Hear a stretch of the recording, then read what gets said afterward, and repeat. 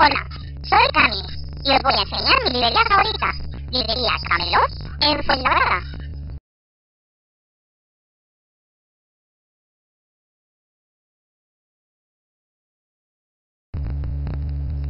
Venid por aquí, encontraréis muchos más libros.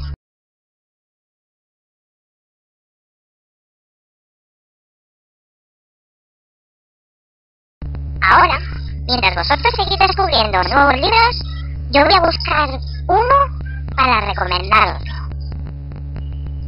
Este es el que os voy a recomendar hoy. Se llama La Vocecita.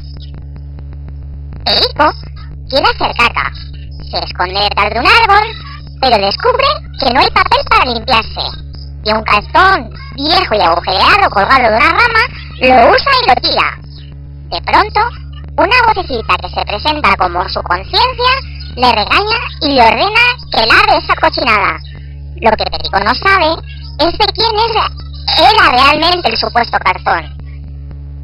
Un cuento que comienza con una anécdota escatológica y aprovecha para enseñar a los niños normas de higiene, respeto al prójimo, a las propiedades de otros, a la vez que enmendar los errores cometidos.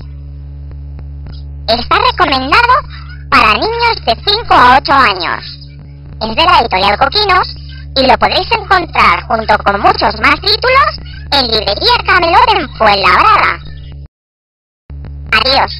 Aquí me despido, no sin antes recordaros que hemos estado en Librería Camelot, en calle Fuendetodos número 6, en Fuenlabrada. ¡Os esperamos!